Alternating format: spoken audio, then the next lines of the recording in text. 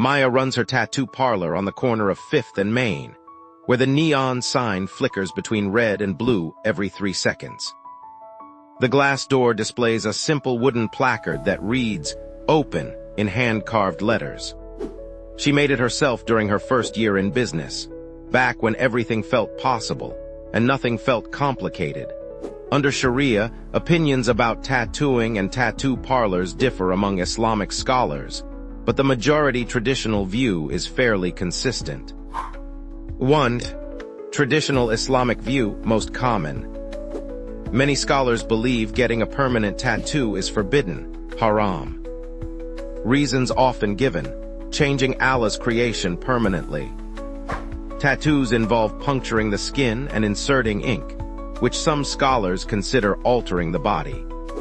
A well-known hadith of Muhammad states that he cursed the one who tattoos and the one who is tattooed, which many scholars interpret as a prohibition.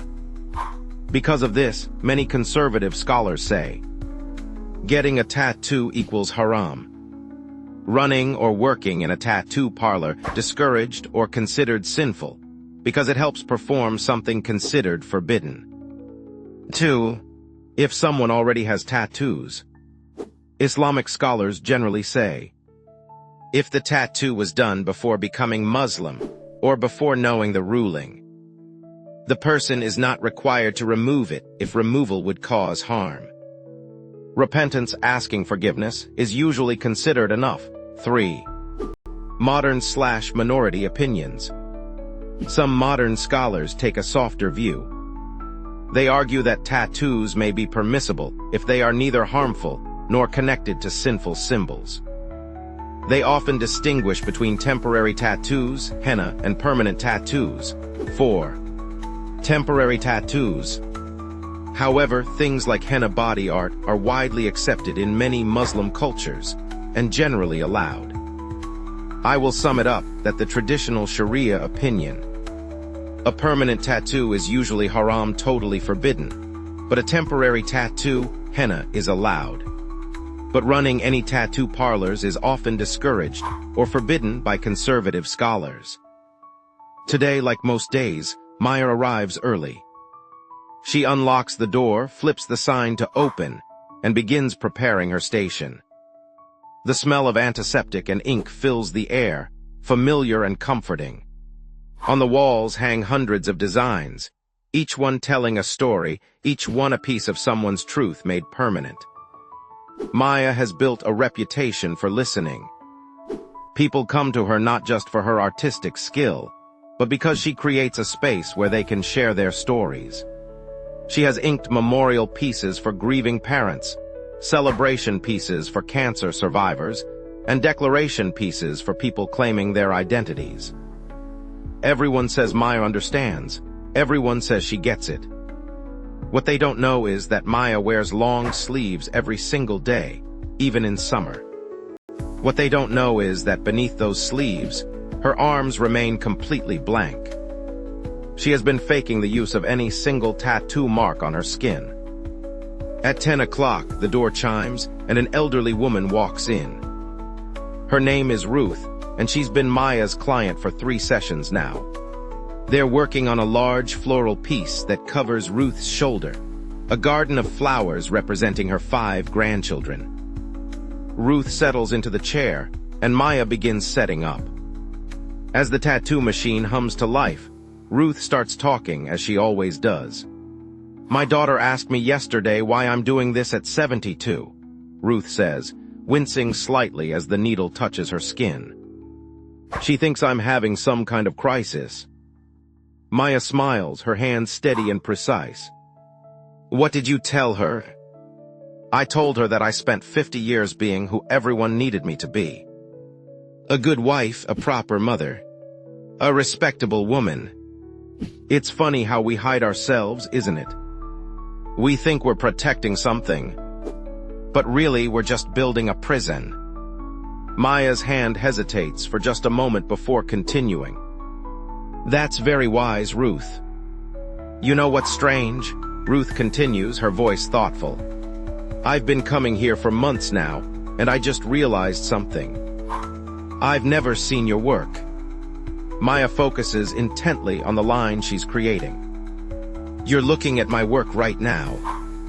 No, dear, I mean on you. Most tattoo artists I've met are covered in their own art. They wear their stories on their skin. But you're always in those long sleeves, even when it's 90 degrees outside. The room falls quiet except for the buzz of the machine. Maya can feel Ruth's eyes on her, patient and knowing. I'm private, Maya finally says. Or maybe you're hiding, Ruth suggests gently. There's a difference between privacy and pretending. Maya stops working and sits back. Her throat feels tight. I don't have any tattoos, Ruth. Not one. Ruth's eyebrows rise slightly, but her expression remains kind. And why is that? Because Maya begins, then stops. She's never said this out loud before. Because I was afraid of what people would think. A tattoo artist with no tattoos, they'd think I was a fraud. They'd think I didn't believe in my own work. And do you believe in your work? More than anything, Maya says immediately. Every piece I create, I put my whole heart into it. I believe in the power of marking our truth permanently, of claiming our stories. Ruth nods slowly. So you believe everyone else should live their truth, but not you. The words hit Maya like a physical force. She looks down at her bare arms, hidden beneath the fabric she's worn like armor for years. I had it all planned out, Maya admits, her voice barely above a whisper. My first tattoo, I designed it when I was 18. It was going to be this beautiful piece about transformation, about becoming who you really are. But then I started apprenticing, and I heard other artists talking. They'd laugh at people who got tattoos for the wrong reasons or designs that weren't cool enough. I got scared. So you've spent all these years helping others claim their truth while hiding your own, Ruth says softly. Oh, Maya, don't you see? That sign on your door, the one that says open, it's only half true, isn't it? Maya feels tears welling up. I don't know how to change it now. It's been so long. Ruth reaches out and takes Maya's hand. Dear girl, every single person who walks through that door is terrified. That grandmother who got her first tattoo at 65, terrified. That young man who got his coming out piece, terrified. That woman who covered her scars with flowers, terrified. But they did it anyway. They trusted you to help them be brave.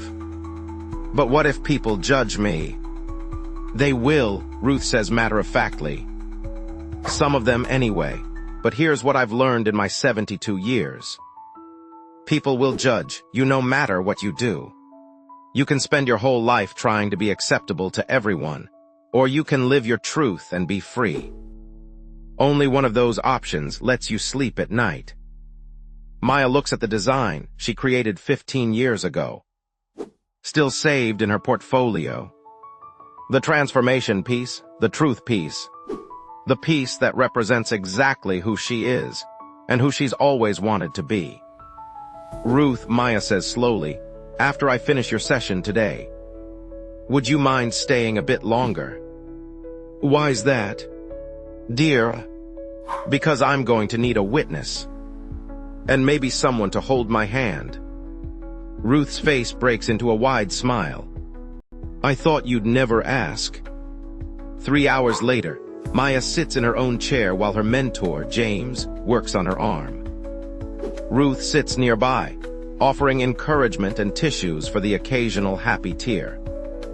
The design that Maya created at 18 finally comes to life on her skin. Every line a declaration, every shade of truth she's finally ready to claim. When it's finished, Maya stands before the mirror, her sleeve rolled up for the first time in her professional life. The tattoo is beautiful, but more than that, it's real. It's hers, it's true. The next morning, Maya arrives at her shop and flips the sign to open. But this time, she rolls up her sleeves. This time, when clients ask about her tattoos, she'll have a story to share. Not about the design, but about the 15 years it took her to live what she'd been preaching. Because the truth is this. We can hang an open sign on our door, but until we're truly open with ourselves, until we have the courage to live authentically, that sign is just a decoration. Sometimes, the hardest person to be honest with is yourself.